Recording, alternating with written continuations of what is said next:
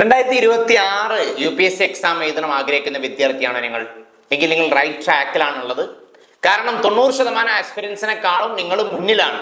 മറ്റൊന്നുകൊണ്ടല്ല, correct സമയത്താണ് നിങ്ങൾ preparation തുടങ്ങുന്നത് എന്നുള്ളതാണ്.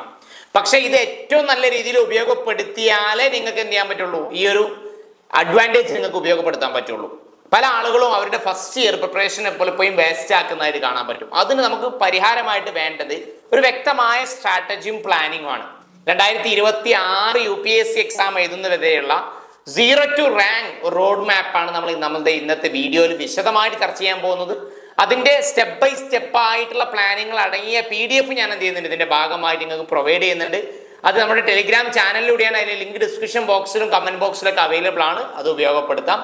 അപ്പം 3 ഫേസ് ആക്കിയിട്ട് 3 ഘട്ടങ്ങളാക്കിയിട്ടാണ് നമ്മൾ എന്ത് ചെയ്യുന്നത്, നമ്മുടെ വീഡിയോ പറയുന്നത്. ഒന്നാമത്തെ ഘട്ടത്തിൽ ഒരു 1 year പ്ലാനിങ് എങ്ങനെയാണെന്നുള്ളത്, 1 year സ്ട്രാറ്റജി എങ്ങനെയാണെന്നുള്ളത് പറയുന്നുണ്ട്. രണ്ടാമത്തെ ഭാഗത്തിൽ നിങ്ങൾ ഡെയിലി റൂട്ടീൻ അത് ബേസ് ചെയ്ത് വീക്കിലി ഉള്ള കാര്യങ്ങൾ എങ്ങനെയാണ് ചെയ്യേണ്ടതെന്നുള്ളത് പറയുന്നുണ്ട്.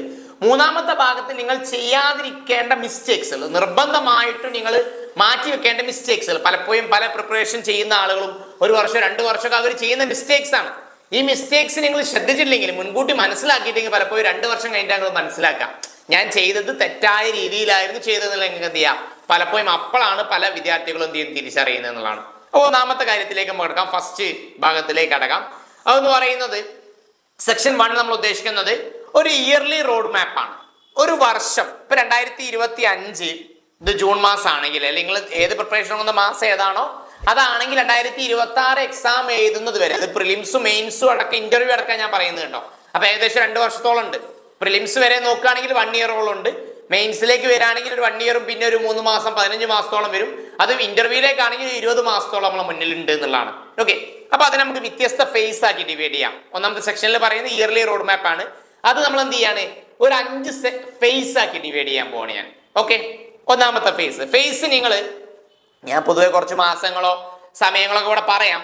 പക്ഷെ നിങ്ങൾ പ്രിപ്പറേഷൻ തുടങ്ങുന്നത് വെച്ചിട്ട് അതിന് എന്ത് ചെയ്യുക, ഫേസ് ആക്കി ഒരു 3-4 മാസങ്ങൾ അടങ്ങുന്ന ഫേസസ് ആക്കി ഡിവൈഡ് ചെയ്യുക എന്നുള്ളതാണ്. ഓക്കെ, അപ്പൊ ഒന്നാമത്തെ ഫേസ് 1 എന്ന് പറയുന്നത് ബിൽഡ് ദ ഫൗണ്ടേഷൻ, അല്ലെങ്കിൽ ഫൗണ്ടേഷൻ ഫേസ് ആണ് ഫസ്റ്റ് ഫേസ് എന്ന് പറയുന്നത്. ഓക്കെ, ഏകദേശം നമുക്കൊരു ജൂൺ മുതൽ ജൂൺ, ജൂലൈ, ഓഗസ്റ്റ്, സെപ്റ്റംബർ വരെ, വേണമെങ്കിൽ മാക്സിമം നവംബർ വരെയൊക്കെ എടുക്കാൻ പറ്റുന്ന ഒരു ഫേസ് ആണ്. ഓക്കെ, ഒരു 4 മാസത്തോളം അടങ്ങുന്ന ജൂൺ, ജൂലൈ, ഓഗസ്റ്റ്, സെപ്റ്റംബർ വരെ അടങ്ങുന്ന ഫേസ് ആണ്.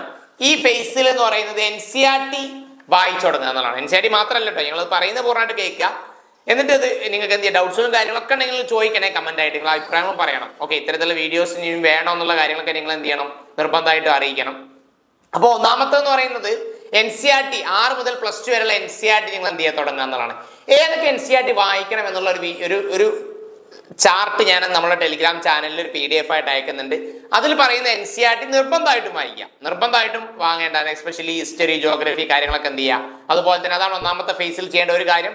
രണ്ടാമത്തെ കാര്യം ഫസ്റ്റ് ഫേസിൽ ചെയ്യേണ്ട കാര്യങ്ങളാണ് പറയുന്നത് കേട്ടോ. രണ്ടാമത്തെ ഈ ഘട്ടത്തിൽ ഫൗണ്ടേഷൻ ഫേസ് എന്ന് പറയും. രണ്ടാമതെന്ന് പറയുന്നത് ന്യൂസ് പേപ്പർ റീഡിംഗ് വായിക്കുക. ഇന്ത്യൻ എക്സ്പ്രസ് ആവട്ടെ, ഹിന്ദു ആവട്ടെ, ഏതെങ്കിലും ഒരു പത്രം വായിച്ചു തുടങ്ങുക. എങ്കിലും നിങ്ങൾക്ക് PDF നല്ലൊരു അഡ്വാൻറ്റേജ് നിങ്ങൾക്ക് ഉണ്ടാക്കിയെടുക്കാൻ പറ്റുള്ളൂ എന്നുള്ളതാണ്. അത് ഒരിക്കലും ഒഴിവാക്കരുത്. മൂന്നാമത്തെന്ന് പറയുന്നത് നിങ്ങളുടെ ഓപ്ഷണൽ സബ്ജക്റ്റ് സെലക്ട് ചെയ്യാം.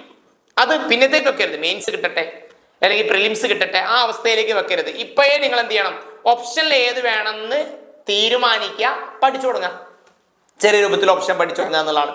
ഓക്കെ, അതുപോലെ തന്നെ അതിൽ ശ്രദ്ധിക്കുന്ന മറ്റൊരു കാര്യം എന്ന് പറയുന്നത് ചെറിയ ഗോളുകൾ വെക്കുക എന്നുള്ളതാണ്. ഓക്കെ, നമുക്ക് എന്ത് ചെയ്യാം, അത് ഉദാഹരണമായിട്ട് ഇപ്പോൾ നമ്മൾ ഈ ഘട്ടത്തിൽ ചെറിയ ഗോളുകൾ വെക്കുക. ഉദാഹരണമായിട്ട് ഇപ്പോൾ ഒരു വീക്ക് കൊണ്ട് ഞാൻ 6th ജോഗ്രഫി തീർക്കും, അല്ലെങ്കിൽ 6th 7th ജോഗ്രഫി, ഹിസ്റ്ററി തീർക്കും. അങ്ങനെ ചെറിയ അച്ചീവബിൾ ആയിട്ടുള്ള ഗോളുകൾ വെക്കുക. ചെറിയ ഗോൾ അച്ചീവ് ചെയ്യുമ്പോൾ നമുക്ക് അത് മോട്ടിവേഷൻ സ്വാഭാവികമായിട്ട് എന്ത് ചെയ്യും, നൽകുന്നുള്ളതാണ്. അപ്പൊ ഫസ്റ്റ് ഫേസിൽ ഫൗണ്ടേഷൻ ഫേസ് ആണ്. NCERT, പത്രം വായന, ഓപ്ഷൻ സബ്ജക്റ്റ്, പിന്നെ അതുപോലെ തന്നെ ചെറിയ വീക്കിലി ഗോളുകൾ വെച്ച് പഠിച്ചു തുടങ്ങുക എന്നുള്ളതാണ്. ഓക്കെ, അപ്പോൾ ഓപ്ഷനിൽ ഇതിൽ വരുന്ന പ്രധാനപ്പെട്ട കാര്യമാണ് മനസ്സിലാക്കി വെക്കുക. രണ്ടാമത്തെ ഫേസ് ആണ് നമുക്ക് അതിനുശേഷം ഇപ്പൊ ഏതാണോ നിങ്ങൾ നിർത്തിയത് അത് മുതലുള്ള ഫേസ് ആണ് വരുന്നത്. നമ്മൾ build core GS subject build ചെയ്യേണ്ട ഒരു ഘട്ടമാണിത്.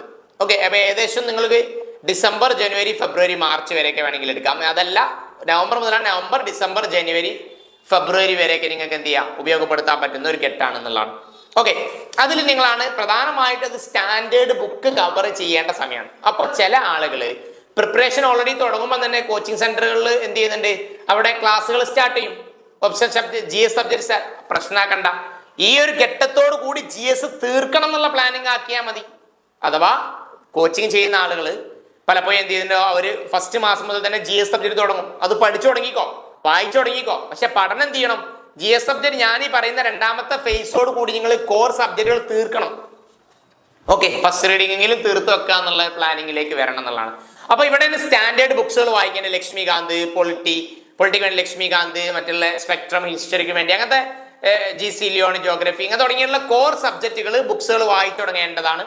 പ്ലസ് അതിന്റെ കൂടെ റൈറ്റിംഗ് സ്റ്റാർട്ട് ചെയ്യണം നിർബന്ധമായിട്ടും. ഓപ്ഷണൽ സബ്ജക്റ്റിന്റെ അല്ലട്ട പറയുന്നത്, GSന്റെ റൈറ്റിംഗ് നിർബന്ധമായിട്ടും സ്റ്റാർട്ട് ചെയ്യണം.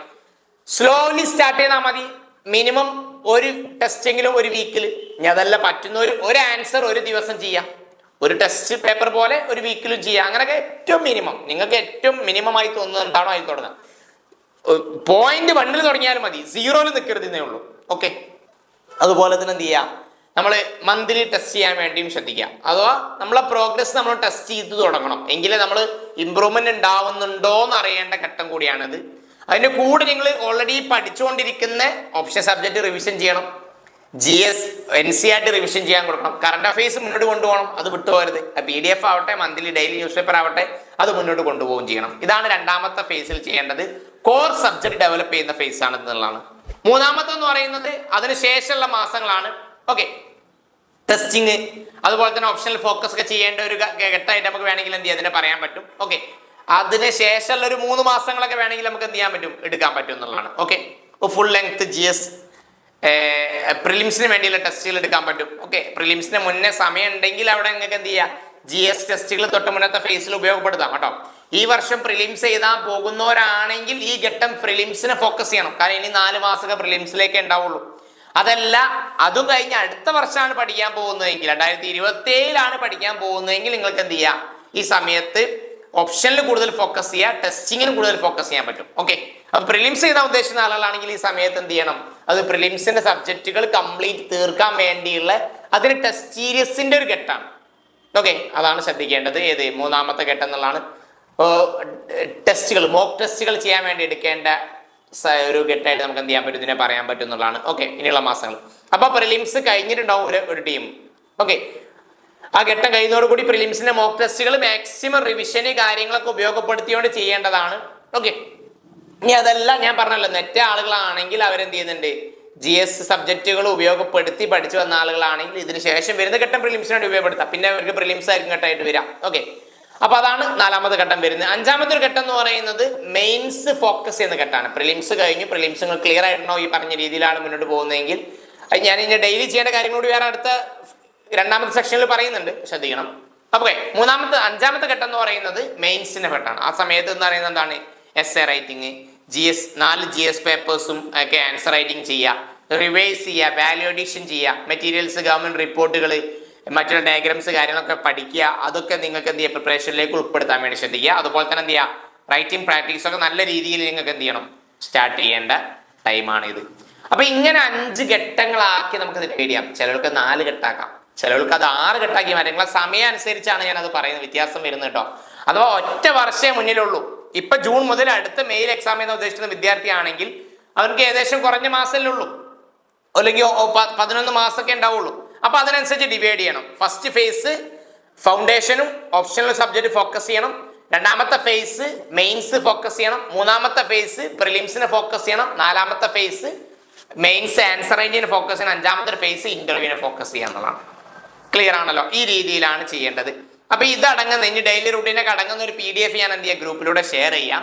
ഇനി നിങ്ങൾക്ക് കുറച്ചൊരു ഇന്റൻസീവ് ആയിട്ട് ഈ പറഞ്ഞ കാര്യങ്ങൾ ഉൾപ്പെടുത്തിക്കൊണ്ട് ഡീറ്റെയിൽ ആയിട്ട് പഠിക്കണം, കുറഞ്ഞ അഫോർഡബിൾ ആയിട്ടുള്ള വളരെ കുറഞ്ഞ ഫീസിൽ നിങ്ങൾ പഠിക്കണം എന്ന് ആഗ്രഹിക്കുന്നുണ്ടെങ്കിൽ നമ്മുടെ ഫൗണ്ടേഷൻ പ്ലസ് PCM കോഴ്സ് ഉണ്ട്. 2026 ഫോക്കസ്, 2027 ഫോക്കസ് ചെയ്യുന്നൊക്കെ കോഴ്സുകൾ നടക്കുന്നുണ്ട്. വളരെ കുറഞ്ഞ ഫീസിലാണ്. ആ കുറഞ്ഞ ഫീസ് ഓഫർ പ്രൈസോട് കൂടി ലിമിറ്റഡ് സീറ്റ് ആണ് ഉള്ളത്. 54,000 രൂപ വരുന്ന പ്രോഗ്രാം വെറും 16,999 രൂപ, 16,499 രൂപയ്ക്ക് നിങ്ങൾക്ക് എന്ത് ചെയ്യാം, ജോയിൻ ചെയ്യാനുള്ള അവസരമുണ്ട്. അതിനെക്കുറിച്ച് കൂടുതൽ അറിയാനായിട്ട് ഉള്ള നമ്പറുമായിട്ട് ബന്ധപ്പെടാവുന്നതാണ്, കൂടുതൽ ഡീറ്റെയിൽസ് അറിയാവുന്നതാണ്. ഓക്കെ, അപ്പോൾ 1ാമത്തെ സെക്ഷൻ എന്ന് പറയുന്നതാണ് എങ്ങനെയാണ് ഇയർലി എങ്ങനെയാണ് അതിനെ ഡിവൈഡ് ചെയ്യുക എന്നുള്ളതാണ്. ഈ രണ്ടാമത്തെ സെക്ഷൻ എന്ന് പറയുന്നത് നമ്മൾ ഡെയിലി ഹാബിറ്റ് ശ്രദ്ധിക്കേണ്ട കാര്യങ്ങളാണ് നമ്മൾ പറയുന്ന രണ്ടാമത്തെ സെക്ഷനിൽ. ഓക്കെ, ഒന്നെന്ന് പറയുന്നത് ഒരു സ്മാർട്ട് ഡെയിലി റുട്ടീൻ നിങ്ങൾക്ക് ഉണ്ടാവണം എന്നുള്ളതാണ്. ഓക്കെ, അത് സ്റ്റുഡൻസിനും വർക്കിംഗ് പീപ്പിളിനും അതിനനുസരിച്ച് ഫ്ലെക്സിബിൾ ആയിട്ട് ചെയ്യാം കേട്ടോ. ഇപ്പോൾ സ്റ്റുഡൻസിന് വേറെ എന്തെങ്കിലും പഠിക്കുന്ന ഡിഗ്രി പഠിക്കുകയോ PG പഠിക്കുന്ന ആളുകളാണെങ്കിൽ അതിന്റെ കൂടെ അവർ കണ്ടെത്താൻ പറ്റുക എന്നുള്ളതാണ്. ഓക്കെ, അപ്പോൾ ഒരു ഡെയിലി ഒരു 2 hour എന്ത് ചെയ്യുക, GS സബ്ജക്ട് പഠിക്കാൻ വേണ്ടി. ഞാൻ ഒരു മോഡലാണ് പറയുന്നത്, നിങ്ങൾക്ക് അതിനനുസരിച്ച് കൂട്ടാൻ കുറയ്ക്കാൻ സമയങ്ങൾ. ഓക്കെ, ഒരു 2 മണിക്കൂർ എന്ത് ചെയ്യുക, GS സബ്ജക്ട് പഠിക്കാൻ വേണ്ടി എടുക്കാം. 1 മണിക്കൂർ ന്യൂസ് പേപ്പറിന് വേണ്ടി എടുക്കാം. 1 മണിക്കൂർ ഓപ്ഷന് വേണ്ടി എടുക്കാം. ഇങ്ങനെ നമുക്ക് എന്ത് ചെയ്യാം, ഒരു 4 മണിക്കൂർ പഠിക്കുന്ന ആളുകളാണെങ്കിൽ, 5 മണിക്കൂറാണെങ്കിൽ പഠിക്കാൻ കിട്ടുന്ന ആളുകളാണെങ്കിൽ ഇത് കൂട്ടണം. ഓക്കെ, അതിന് കൂടെ NCERTക്ക് ഒരു 1 hour കണ്ടെത്താൻ വേണ്ടി ശ്രമിക്കുക. ഓക്കെ, അപ്പോൾ ഒരു വർക്ക് ചെയ്യുന്നവരൊക്കെ ആണെങ്കിൽ ഒരു 4 മണിക്കൂർ ഡെയിലി ഫോക്കസ് ചെയ്ത് പഠിച്ചാൽ തന്നെ നിങ്ങൾക്ക് നല്ല റിസൾട്ട് ഉണ്ടാക്കി എടുക്കാം എന്നുള്ളതാണ് നിങ്ങൾ മനസ്സിലാക്കേണ്ടത് കേട്ടോ. അതിൽ നിങ്ങൾക്ക് ഉപയോഗിക്കാൻ പറ്റുന്നത് എന്താണ്, പൊമോഡോറോ ടെക്നിക്സ് ഒക്കെ ഉപയോഗിക്കുക. അറ്റ് ടൈം 4 മണിക്കൂർ പഠിക്കുക. അത് എഫക്റ്റീവായിട്ട് ഒരു 30 മിനിറ്റ് പഠിച്ച് 5 മിനിറ്റ് ബ്രേക്ക് എടുക്കുക, 1 മണിക്കൂർ പഠിച്ച് 5 മിനിറ്റ് ബ്രേക്ക് എടുക്കുക. അങ്ങനെ എന്ത് ചെയ്യുക, ടെക്നിക്സ് ഉപയോഗിക്കാൻ വേണ്ടി ശ്രദ്ധിക്കുക. ഓക്കെ, അതാണ് ഒരു സ്മാർട്ട് ഡെയിലി നിങ്ങൾക്ക് എന്ത് ചെയ്യണം, ഒരു റൊട്ടീൻ ഉണ്ടാവണം. അത് എഴുന്നേൽക്കുന്ന കാര്യത്തിലും എക്സസൈസിന്റെ കാര്യത്തിലും ഭക്ഷണത്തിന്റെ കാര്യത്തിലും ഉറക്കത്തിന്റെ കാര്യത്തിലൊക്കെ എന്ത് ചെയ്യണം, ഒരു കറക്റ്റ് റൂട്ടീൻ നിങ്ങൾ ഫോളോ ചെയ്യണം ഡെയിലി, വിട്ടുപോകരുത്. രണ്ടാമത്തെ കാര്യം ശ്രദ്ധിക്കേണ്ട ഒരു മന്ത്ലി പ്ലാനർ അപ്രോച്ചാണ് നിങ്ങൾക്ക് എടുക്കേണ്ടത് എന്നുള്ളതാണ്. മന്ത്ലി കാര്യങ്ങൾ പ്ലാൻ ചെയ്യുക. ഓക്കെ, കാരണം ഒരു മന്തിനുള്ളിൽ എത്ര കാര്യങ്ങൾ പോർഷൻസ്, ഉദാഹരണം ലക്ഷ്മികാന്ത് കവർ ചെയ്യുക, അതിനെ വീക്കിലി ടാർഗറ്റ് ആക്കി മാറ്റാം. ഒരു മന്ത്ലി പ്ലാനിങ് വേണം, അതിനെ വീക്കിലി ടാർഗറ്റ് ഓറിയന്റഡ് ആക്കണം. എന്നിട്ട് അതിനെ ഡെയിലി റുട്ടീനിലേക്ക് നിങ്ങൾ ഡെയിലി പ്ലാനിങ്ങിലേക്ക് കൊണ്ടുവരണം. ഓക്കെ, അപ്പൊ നിങ്ങൾക്ക് എന്ത് ചെയ്യുക, സിലബസ് അനുസരിച്ച് കൊണ്ടുപോകണം അത് കേട്ടോ. പ്ലാനിങ് കാര്യങ്ങളൊക്കെ ഡെയിലി മന്ത്ലി പ്ലാനിങ് കൊണ്ടുപോകുമ്പോൾ സിലബസ് കവർ ചെയ്യാൻ 12 മാസം കൊണ്ട് കവർ ചെയ്യാൻ പറ്റുന്ന രീതിയിൽ മന്ത്ലി പ്ലാനിങ് കിട്ടണം. എന്നിട്ട് നിങ്ങൾ അത് ട്രാക്ക് ചെയ്യണം. നിങ്ങൾ അനലൈസ് ചെയ്യണം, വിട്ടുപോകരുത്. ചെക്ക് ലിസ്റ്റ് ഒക്കെ വെച്ച് എന്ത് ചെയ്യുക, കറക്റ്റ് ചെയ്തോ എന്നുള്ളത്. ഓക്കെ, അപ്പൊ മോട്ടിവേഷൻ ഒക്കെ പലപ്പോഴും വരിക ചെറിയ വിജയങ്ങളിലേക്ക് മോട്ടിവേഷൻ വരിക. ഓക്കെ, സോ അപ്പൊ നിങ്ങൾക്ക് ഓരോ ചെറിയ ഘട്ടങ്ങൾ നിങ്ങൾ അത് ചെയ്തു പോകുമ്പോൾ നിങ്ങൾ അത് ട്രാക്ക് ചെയ്ത് അത് നിങ്ങൾക്ക് ഒരു മോട്ടിവേറ്റ് ചെയ്യും. അത് എന്നോട് പറ്റും, കാരണം കറക്റ്റ് ഇങ്ങനെ ഓർഡർ ചെയ്ത് പോകുന്നുണ്ട്, ടെസ്റ്റുകൾ ചെയ്യുന്നുണ്ട്, അപ്പൊ അതിൽ മാർക്ക് കിട്ടുന്നുണ്ട്. അത് നിങ്ങൾക്ക് എന്ത് ചെയ്യും, ഒരു മോട്ടിവേഷൻ നന്നായിട്ട് മെയിൻറ്റെയിൻ ചെയ്യാൻ വേണ്ടി ഹെൽപ്പ് ചെയ്യുന്നതാണ്. പിന്നെ നമുക്ക് എന്ത് ചെയ്യാം, നിങ്ങൾ ഓപ്ഷൻ സബ്ജക്റ്റ് കാര്യങ്ങളൊക്കെ കറക്റ്റ് എന്ത് ചെയ്യണം, അതിന്റെ കൂടെ പ്ലാനിങ് ചെയ്യണം. ഓക്കെ, പിന്നെ മലയാളത്തിൽ എഴുതുന്നവരാണെങ്കിൽ മലയാളം ഫ്രെയിമുകളും അതുമായി ബന്ധപ്പെട്ട ടേംസുകളും കാര്യങ്ങളൊക്കെ എന്ത് ചെയ്യുക, അതിന്റെ കൂടെ സെറ്റ് ചെയ്യുക. നോട്ട് മേക്കിംഗ് ഒക്കെ എന്ത് ചെയ്യണം, അവിടെ നടക്കണം, വിട്ടുപോകരുത്. അതാണ് നിങ്ങൾക്ക് എന്ത് ചെയ്യുക, ഡെയിലി ഹാബിറ്റിൽ ടിപ്സിൽ ശ്രദ്ധിക്കേണ്ട കാര്യങ്ങൾ. മൂന്നാമത്തെ ഒരു സെക്ഷനിൽ നമ്മൾ പറയാൻ ഉദ്ദേശിക്കുന്നത് കോമൺ മിസ്റ്റേക്സുകളാണ്.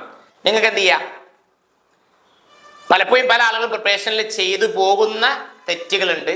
അതിൽ ഒന്നാമത്തെ കാര്യം എന്ന് പറയുന്നത്, ഇപ്പൊ നമ്മൾ സീരിയസ് ആവാൻ 2027 എഴുതാൻ പോകുന്ന ആളുകളാണെങ്കിലും 26 എഴുതാൻ പോകുന്ന ആളുകളാണെങ്കിലും ആ എക്സാം വരെ വെയിറ്റ് ചെയ്യാൻ നിൽക്കരുത്. എത്ര നേരത്തെ നിങ്ങൾക്ക് തുടങ്ങാൻ പറ്റുമോ അത്ര നേരത്തെ എന്ത് ചെയ്യുക, തുടങ്ങുക എന്നുള്ളതാണ്. അത് ചെറിയ സ്റ്റെപ്പ് ആണെങ്കിലും നേരത്തെ തുടങ്ങുക എന്നുള്ളതാണ് ശ്രദ്ധിക്കേണ്ട ഒരു കാര്യം.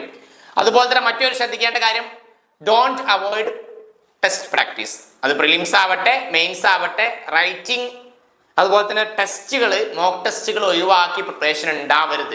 അത് റിസൾട്ട് ഉണ്ടാക്കാൻ ഭയങ്കര ബുദ്ധിമുട്ടായിരിക്കും. അപ്പൊ നമ്മളെല്ലാം പഠിച്ചെടുക്കുന്നുണ്ട്, പക്ഷെ ഒന്നും ടെസ്റ്റ് ചെയ്ത് നോക്കുന്നില്ല എന്നുള്ളത് അത് തെറ്റായൊരു നിങ്ങളെ പഠന രീതിയാണ്. അത് പ്രത്യേകം ശ്രദ്ധിക്കുക.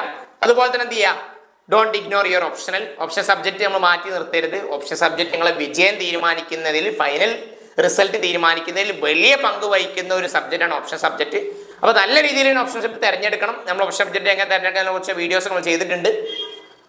നല്ല രീതിയിൽ തിരഞ്ഞെടുക്കുക, നല്ല രീതിയിൽ പഠിക്കുക, നല്ല രീതിയിൽ ടെസ്റ്റ് ചെയ്യുക, നല്ല രീതിയിൽ ആൻസർ എന്ത് ചെയ്യുക, സ്കോർ ചെയ്യുക. ടെസ്റ്റ് എന്ത് ചെയ്യരുത്, ഓപ്ഷൻ സബ്ജക്റ്റ് നിങ്ങൾ വളരെ നെവർ മൈൻഡ് ആക്കി വിടരുത് എന്നുള്ള പ്രത്യേകം ശ്രദ്ധിക്കുക. നാലാമത്തെ കാര്യം, റിവിഷൻ നിങ്ങൾ എന്ത് ചെയ്യുക, പ്രിപ്പറേഷനിൽ ഉൾപ്പെടുത്തണം നിർബന്ധമായിട്ടും. പലപ്പോഴും പറ്റുന്ന പലർക്കും മിസ്റ്റേക്കാണ്, അങ്ങനെ പഠിച്ചു പോകും, പുതിയത് പഠിച്ചു പോകും, പഴയത് റിവിഷൻ ചെയ്യുന്നില്ല, നിർബന്ധം നിങ്ങൾ മറന്നു പോകും. അപ്പോൾ റിവിഷൻ ഇല്ലാതെ ഒരു പ്രിപ്പറേഷൻ നിങ്ങൾക്ക് എന്ത് ചെയ്യരുത്, ഉണ്ടാവരുത്, പ്രത്യേകം ശ്രദ്ധിക്കുക. ഓക്കെ, അപ്പോൾ ഇതാണ് നിങ്ങൾ ചില മിസ്റ്റേക്സുകൾ, ഡീറ്റെയിൽ ആയിട്ട് ചില മിസ്റ്റേക്സുകൾ മാത്രം വെച്ച് ഞാൻ എന്ത് ചെയ്യാം, ഒരു വീഡിയോ വിശദമായിട്ട് ചെയ്യാം. ആ മിസ്റ്റേക്സ് പ്രിപ്പറേഷനിലേക്ക് വരാതെ പ്രത്യേകം എന്ത് ചെയ്യുക, നിങ്ങൾ ശ്രദ്ധിക്കുക. അപ്പോൾ ഈ പറഞ്ഞ കാര്യങ്ങൾ മന്ത്ലി പ്ലാനിങ്ങും അതുപോലെ ഇയർലി പ്ലാനിങ്ങും മിസ്റ്റേക്സുകൾ പ്രത്യേകമായിട്ട് ശ്രദ്ധിച്ചുകൊണ്ട് നല്ലൊരു പ്രിപ്പറേഷൻ നിങ്ങൾ സ്ട്രാറ്റജി ഉണ്ടാക്കുക. നിങ്ങൾക്ക് ഡീറ്റെയിൽ ആയിട്ട് ഞാൻ ഇതിൻ്റെ ഒരു PDF നമ്മുടെ ടെലിഗ്രാം ചാനലിലൂടെ പ്രൊവൈഡ് ചെയ്യുന്നതിന് നമുക്ക് ടെലിഗ്രാം ചാനലുണ്ട്. അതിലൂടെ ഞാൻ ഡീറ്റെയിൽ ആയിട്ടുള്ള ഇത്തരത്തിലുള്ള PDFകൾ, സ്ട്രാറ്റജികൾ, കൂടാതെ ഫ്രീ ആയിട്ടുള്ള ടെസ്റ്റുകൾ, മെറ്റീരിയൽസ് എല്ലാം പ്രൊവൈഡ് ചെയ്യാറുണ്ട്. അതിൽ ജോയിൻ ചെയ്യാത്ത ആളുകൾ ഉണ്ടെങ്കിൽ ഉടനെ നിർബന്ധമായിട്ട് ജോയിൻ ചെയ്യുക. അതുപോലെ നമ്മൾ വളരെ കുറഞ്ഞ ഫീസിലുള്ള പ്രോഗ്രാം നിങ്ങൾക്ക് ജോയിൻ ചെയ്യണമെന്ന് ആഗ്രഹിക്കുന്നുണ്ടെങ്കിൽ foundation class, foundation plus PCM, prelims come mains അടങ്ങുന്ന പ്രോഗ്രാം, അതുപോലെ തന്നെ ഇൻഡിവിജ്വൽ മെൻറ്ററിംഗ് അടങ്ങുന്ന മാത്രമുള്ള പ്രോഗ്രാമുകളുണ്ട്. നിങ്ങൾക്കൊരു മെൻറ്റർ മാത്രം മതി എന്നുണ്ട് ആഗ്രഹിക്കുന്നുണ്ട്, അങ്ങനെയും ജോയിൻ ചെയ്യാൻ പറ്റും. അത്തരം പ്രോഗ്രാമുകൾ എന്ത് ചെയ്യുക, ജോയിൻ ചെയ്യാൻ വേണ്ടി നമ്മുടെ ഇവിടെയുള്ള നമ്പറുമായിട്ട് ബന്ധപ്പെടാം. കൂടുതൽ ഡീറ്റെയിൽസ് അറിയാവുന്നതാണ്. നിങ്ങളുടെ അഭിപ്രായങ്ങൾ രേഖപ്പെടുത്താൻ മറക്കരുത്. പ്രിപ്പറേഷൻ തുടങ്ങിയ ആളുകളാണെങ്കിൽ പ്രിപ്പറേഷൻ സ്റ്റാർട്ടഡ് എന്ന് കമന്റ് ചെയ്ത് സപ്പോർട്ട് ചെയ്യുക. അപ്പോൾ മറ്റൊരു അടിപൊളി വീഡിയോ ഉണ്ടെന്ന് ഞാൻ ഉടൻ കാണാം. അതുവരേക്കും ബൈ.